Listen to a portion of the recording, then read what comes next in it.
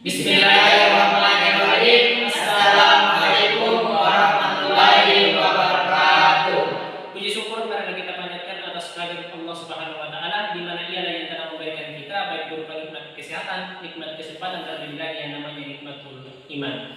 Salawat berlimpah dan salam marilah kita haturkan kepada Nabi kita Nabi Muhammad SAW, di mana Dialah Rasul yang diutus ke permukaan bumi ini untuk menyempurnakan akhlakul karimah manusia.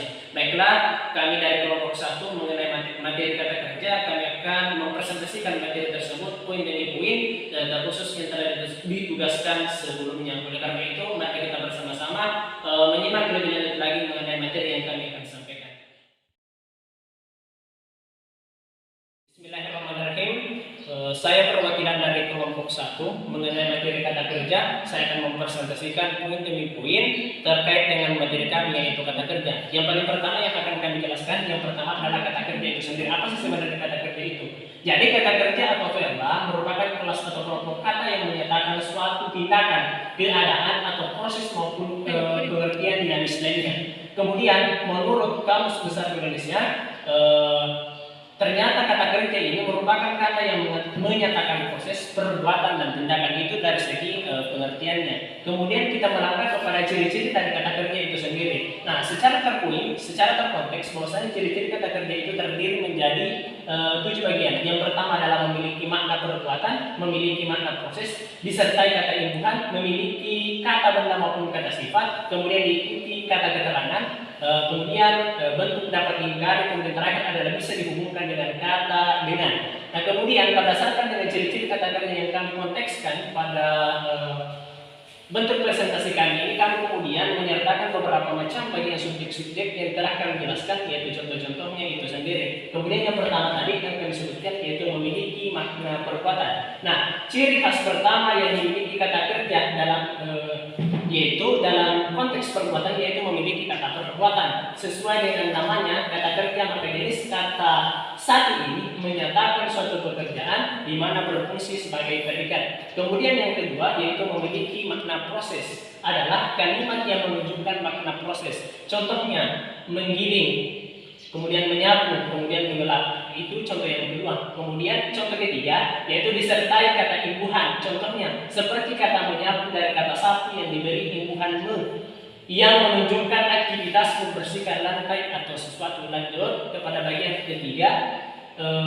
Bagian keempat yaitu disertai kata benda maupun kata sifat. Contohnya kata lembut yang dalam kalimat bulu kucing itu saat dipegang terasa lembut.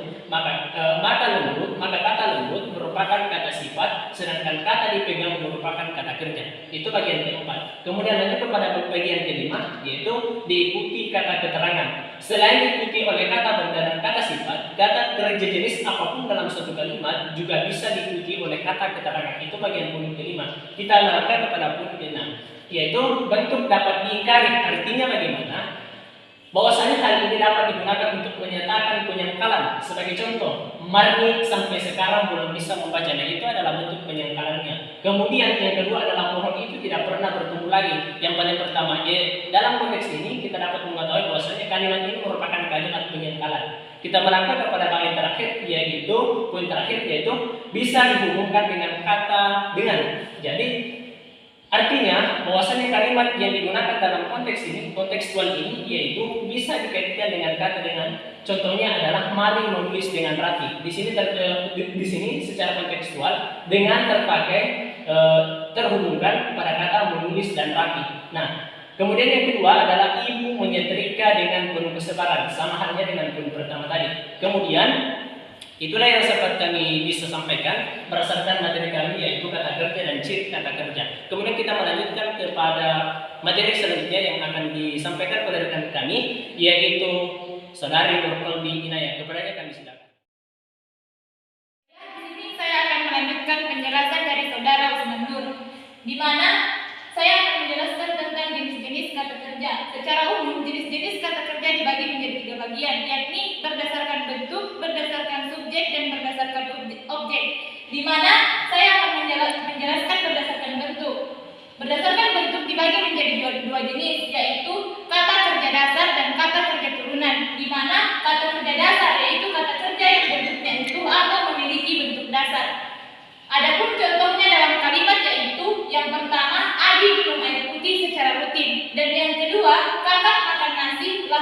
berlari. Yang ketiga, ayah pergi naik motor. Selanjutnya yakni kata kerja turunan, yaitu kata kerja yang sudah mengalami perubahan bentuk, mulai dari mendapatkan imbuhan sampai mengalami pemajemukan. Bentuk dalam suatu kalimat di mana terbagi menjadi beberapa bagian, yaitu yang pertama bebas aktif wajib, di mana bebas aktif wajib yaitu suatu kata kerja wajib memiliki imbuhan agar bisa menjadi kata kerja di dalam suatu kalimat. Contoh, mendarat, mengering, melebar, dan meluas. Yang kedua, bebas afiks. Bebas afiks mana suka, yaitu kata kerja berimbuhan dan bisa juga tidak mendapat imbuhan. Contoh, membaca, mencari, bekerja, dan berlari. Yang ketiga, terikat afiks wajib, yaitu kata kerja yang terikat dengan imbuhan sehingga bisa menjadi kata kerja dan menjadikan suatu kalimat efektif. Contohnya, berjuang, mengungsi, dan bertemu. Yang keempat, reduplikasi, yaitu kata kerja yang bentuknya ada proses pengulangan. Contoh, bergoyang-goyang, berlari-lari, mencari-cari, dan menerka-nerka. Dan yang terakhir yakni majemuk, yaitu kata kerja yang terdiri dari dua kata, di mana satu kata dengan kata lainnya adalah dua kata yang pada dasarnya berbeda. Contohnya, cuci darah, cari mati, makan hati, dan caci maki. Baiklah, materi selanjutnya akan dilanjutkan oleh saudara Muhammad Alif Pratama. Saya akan melanjutkan materi yang disampaikan oleh saudari Nurul Kolbi Inayah, yaitu jenis-jenis kata kerja secara umum. Bagian kedua, berdasarkan subjek. Dilihat dari aspek subjek, maka kata kerja kemudian dibagi menjadi dua, yaitu kata kerja aktif dan kata kerja pasif. Kata kerja aktif yaitu kata kerja yang subjek dalam kalimat berperan sebagai pelaku. Contohnya, Adi memukul bola sampai terlempar jauh. Sedangkan kata kerja pasif yaitu kata kerja yang subjeknya berperan sebagai subjek atau penderita dalam suatu kalimat. Contohnya, tanaman itu disiram kakak setiap sore. Itulah tadi materi yang telah saya sampaikan. Saya kembalikan kepada Ardiansyah untuk melanjutkan materinya.